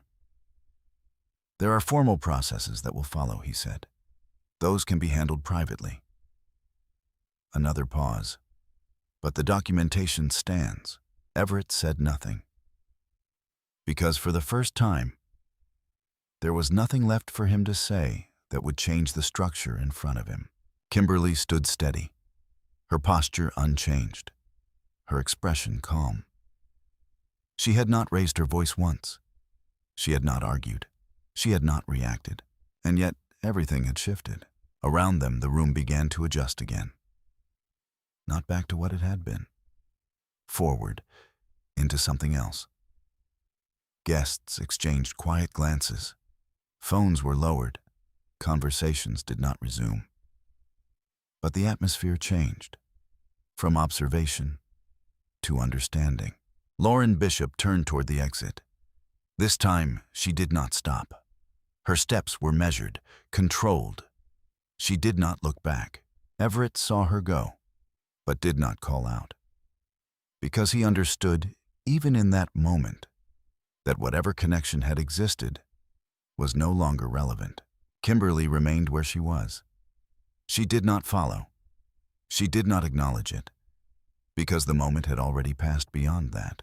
The structure had completed its work, and Everett Hayes, who had once believed that control was maintained through perception, now stood in a space where perception had been replaced entirely by record, by sequence, by truth. And truth, once fully aligned, did not require enforcement.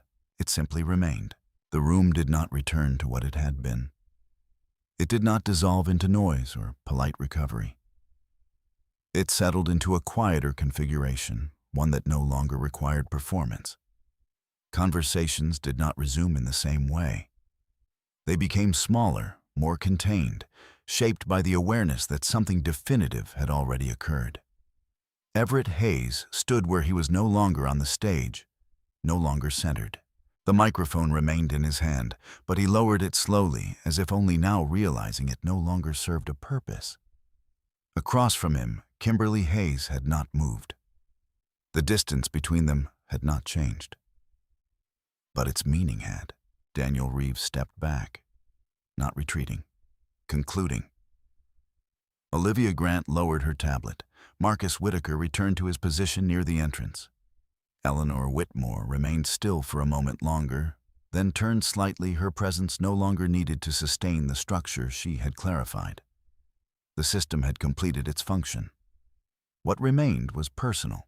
Everett looked at Kimberly again, this time without the room, without the audience, without the structure he had relied on. "Can we talk?" he asked.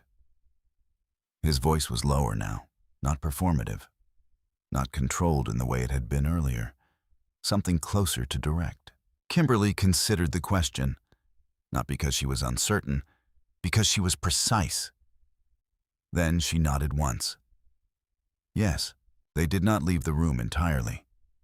They moved to the edge of it, a space near the side corridor partially removed from the center but not hidden. Still visible, still within the structure. For a moment, neither of them spoke. The silence between them was not empty. It was full of everything that had already been established. Everett exhaled slowly. "This didn't have to happen like that," he said. The words came carefully, measured, as if he were trying to rebuild something from fragments that no longer aligned. Kimberly looked at him. "It happened the way it happened," she said. He nodded once, as if acknowledging the statement without agreeing to its finality. "I would have explained," he said. Kimberly did not interrupt. She let the sentence complete itself. Then she asked quietly, "When?" The question was simple, but it held structure. Everett hesitated, only briefly, but long enough. "I don't know," he admitted. Kimberly held his gaze. "You had time," she said. "No accusation, only sequence." He looked away for a moment, then back. "It wasn't what it looks like," he said. The phrase sounded familiar, common, worn. Kimberly did not challenge it directly. Instead, she asked, "What does it look like?" Everett opened his mouth to answer, then stopped, because the question did not allow for abstraction. It required alignment. He exhaled again, slower this time. "It was a mistake," he said. Kimberly's expression did not change. "It was repeated," she said. The distinction landed immediately, not emotional, structural. Everett nodded once, as if acknowledging the correction. "I wasn't thinking clearly," he added. Kimberly considered that, then replied, "You were consistent." Again, no accusation, only fact. Everett's posture shifted slightly, less anchored, less certain. "This doesn't define everything," he said. Kimberly did not respond immediately. She allowed the statement to exist. Then calmly, "It defines what you did." Silence. The words did not escalate. They did not accuse, but they removed any remaining space for reinterpretation. Everett looked at her. For the first time, there was no attempt to redirect, no attempt to reshape. Only recognition. "I didn't think you'd ever," he began, then stopped. Kimberly waited. "No," he finished. She nodded slightly. "I know what's documented," she said. The phrasing mattered. She did not claim insight into his thoughts, only into his actions. Everett looked down briefly, then back up. "This can be handled," he said. "We can fix it." Kimberly held his gaze. "What does fix mean?" she asked. The question was not rhetorical. It required definition. Everett hesitated again. "We move forward," he said. "We keep things intact." Kimberly considered that, then quietly, "Intact for who?" The question shifted the frame entirely. Everett did not answer immediately, because the answer was no longer simple. Kimberly continued. "You built something that depended on me not seeing it," she said. Her tone remained even. "You used a space I own to do something you didn't want recorded." A pause. It was recorded. Everett closed his eyes briefly, then opened them, I didn't think about it that way, he said. Kimberly nodded. I know. No judgment, only acknowledgement. The distance between them remained unchanged. But the structure of the conversation had clarified completely. Everett spoke again. What do you want, he asked. Kimberly did not answer immediately. Not because she didn't know, because she chose to say it precisely. I want to move forward, she said. Everett nodded quickly. Then we can, she continued. Without this. The words were quiet, but final.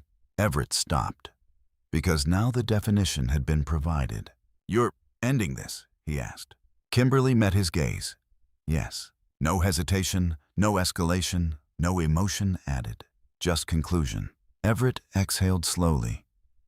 The sound carried more weight than anything he had said before. Not because it was louder, because it acknowledged something he could not change. This didn't have to be public, he said. Kimberly's response was immediate. It became public when you chose the setting, she said. The logic was direct, unavoidable. Everett said nothing, because there was nothing to counter it with. Kimberly did not step closer. She did not soften the moment. She did not intensify it. She simply stood in it. I won't argue this, she said. Another pause. I won't negotiate it either. The clarity was complete. Everett looked at her. For a moment it seemed as if he might respond. Might attempt one more adjustment. One more reframing. He didn't, because for the first time, he understood that the structure no longer allowed it. Kimberly gave a small, almost imperceptible nod. Not to him, to the moment. Then she turned, not abruptly, not dramatically. She simply shifted her direction and walked away. Everett did not follow, because he understood that there was no longer anywhere within that structure where he could reach her, and the silence that followed was not absence. It was conclusion. Kimberly Hayes did not leave the ballroom immediately. She moved through it. That distinction mattered. Her steps were measured unhurried, aligned with the same quiet precision that had defined everything she had done, leading up to this moment. She did not look back toward Everett. She did not scan the room for reactions. She did not search for acknowledgement, because none of those things were necessary. The structure had already completed its work. Guests shifted subtly as she passed. Not dramatically. No one stepped forward to stop her. No one attempted to speak on Everett's behalf, but the awareness in the room had changed. Where earlier there had been polite distance, now there was recognition. Not admiration, not sympathy. Recognition of clarity. Marcus Whitaker met her near the side corridor. His posture remained professional, but there was a slight adjustment in his tone when he spoke. Miss Hayes, he said quietly. Kimberly inclined her head. Thank you for maintaining protocol, she replied. Marcus nodded.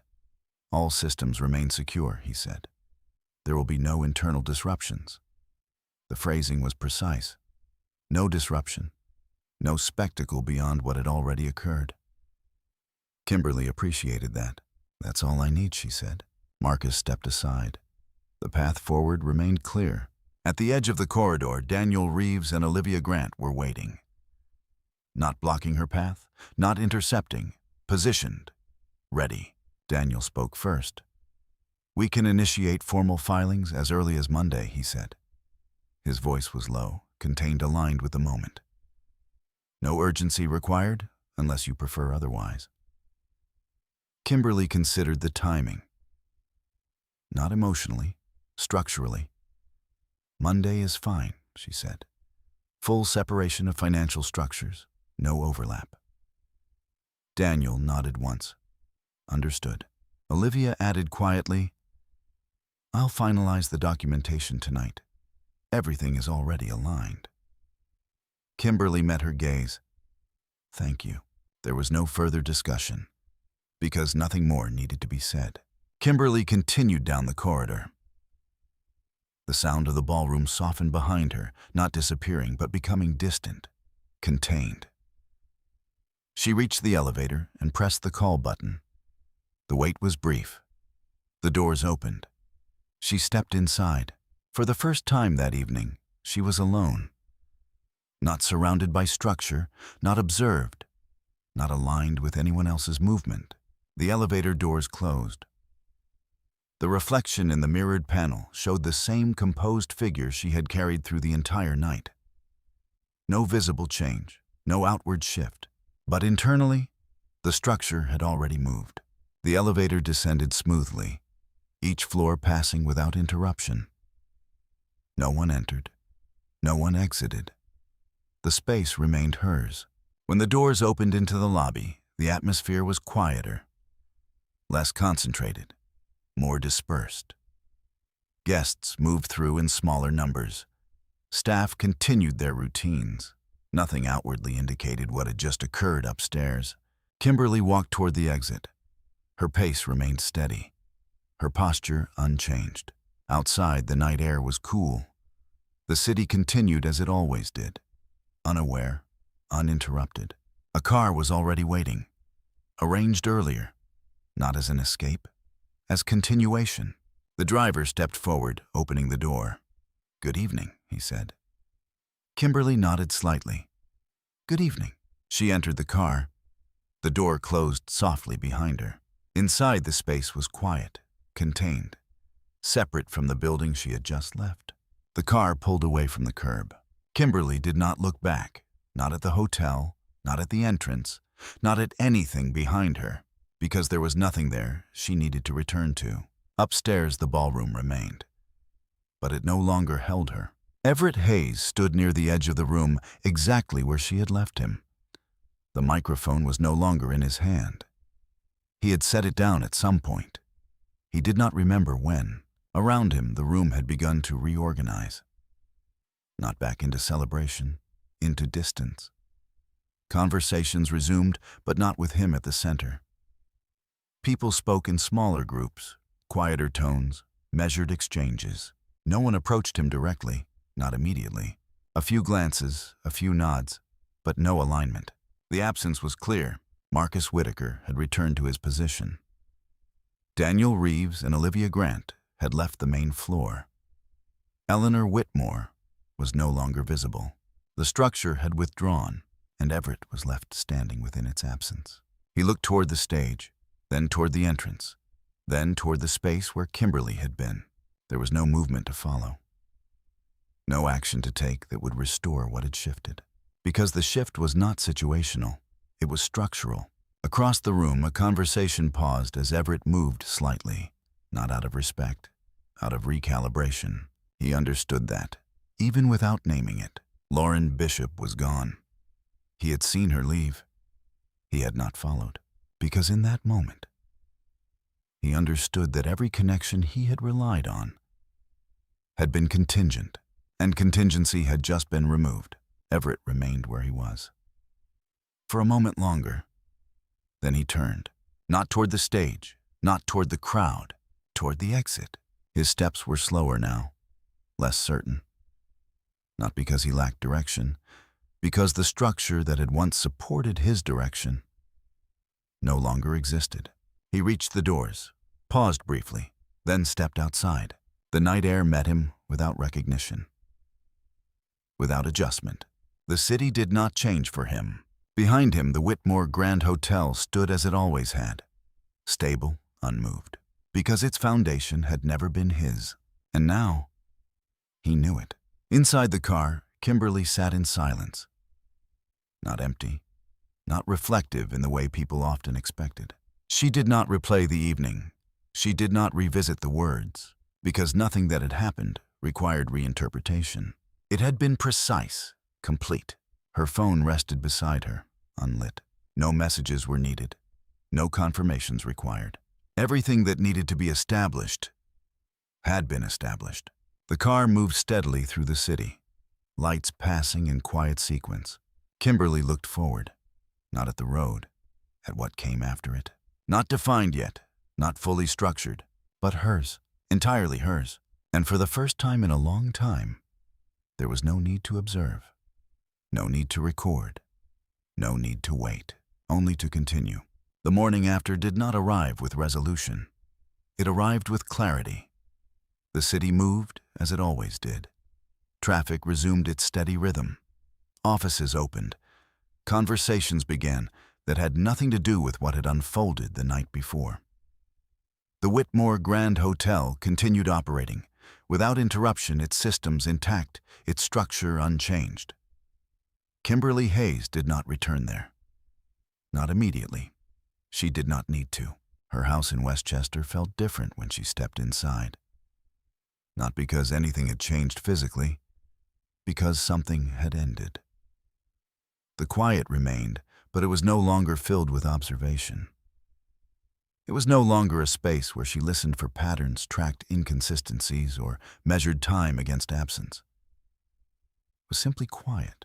Kimberly placed her keys on the counter and stood still for a moment, not reflecting, not replaying, just recognizing. The structure that had defined her daily awareness no longer applied, and with its absence came something unfamiliar: space. She walked into the study. The desk remained exactly as she had left it. Laptop closed, notebook aligned at the edge, pen placed precisely where it always rested. Kimberly sat down and opened the notebook. The pages held everything: dates, times, entries written without emotion, without emphasis, a complete record of something that had already concluded. She turned to the last page, read it once, then closed the notebook. She did not tear out the pages. She did not destroy them, because they were not something to erase. They were something to acknowledge. Kimberly placed the notebook in a drawer and closed it. Not hidden, stored, contained. Her phone vibrated softly on the desk. A message from Daniel Reeves. Preliminary filings prepared. Ready for submission upon your confirmation. Kimberly read it, then typed, "Proceed." No additional instructions, no revisions. A second message followed. Olivia Grant. All financial separations have been mapped. No residual overlap. Kimberly responded, "Thank you." The process had moved forward, without urgency, without delay, exactly as intended. Later that afternoon, Everett Hayes returned.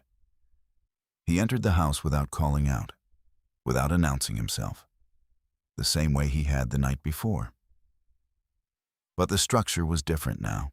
Kimberly was in the living room, seated, a document open in front of her. She looked up as he entered. Their eyes met.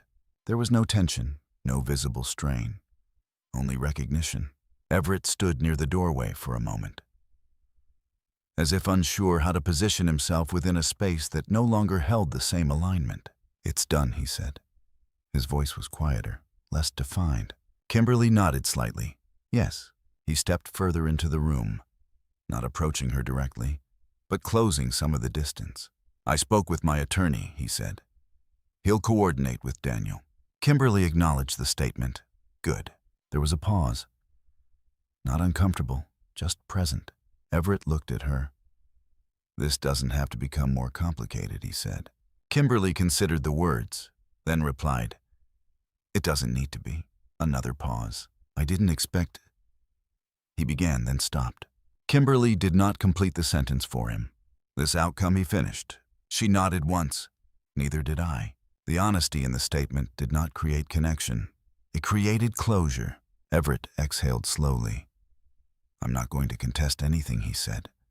"The terms are fair." Kimberly met his gaze. "They're accurate." The distinction mattered. He nodded. "Yes." Silence settled again, not empty, complete. Everett looked around the room briefly, at the furniture, at the space, at the life that had existed there. "I'll arrange to move out this week," he said. Kimberly did not respond immediately. "Then, that works." No negotiation, no adjustment. Everett stood still for a moment longer, as if waiting for something. A question, a reaction.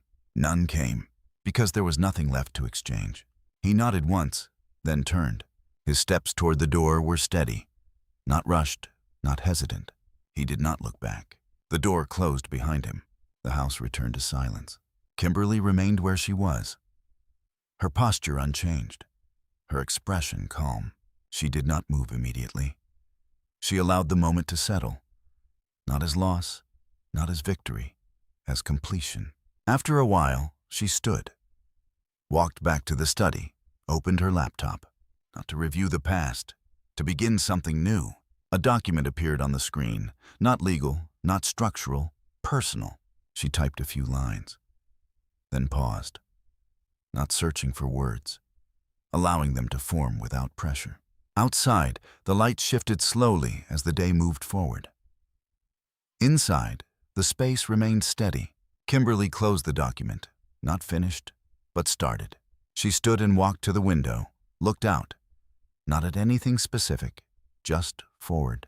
There was no urgency, no need to define the next step immediately, because for the first time in a long time, the direction was not something she needed to calculate. It was something she could choose, and that choice was entirely hers. In the end, nothing in Kimberly Hayes' story was loud. There were no raised voices that changed the outcome, no dramatic gestures that forced the truth into the open. No moment of triumph that required recognition. What remained instead was something quieter, more lasting. She did not win by overpowering anything. She did not reclaim dignity through confrontation. She simply refused to let what was real be hidden behind what was convenient. And in doing so, she allowed the truth to stand on its own. Unargued, unforced, undeniable. There is a certain kind of strength that does not announce itself. It does not rush to respond. It does not compete for attention. It observes. It records. It waits until the moment when everything aligns. And then it steps forward without needing to raise its voice. Kimberly did not leave with anger. She did not leave with bitterness. She left with clarity, and sometimes that is the only kind of ending that truly matters. If you've made it this far, you already understand something important. Not every battle is meant to be fought out loud. Not every truth needs to be defended with noise. Sometimes, the strongest thing a person can do is simply stand still long enough for the truth to reveal itself. If this story stayed with you, I'd like to hear where you're watching from and what time it is where you are right now. And if stories like this, about quiet strength, consequence, and dignity, mean something to you, you can stay with this channel for more. There's always another story waiting.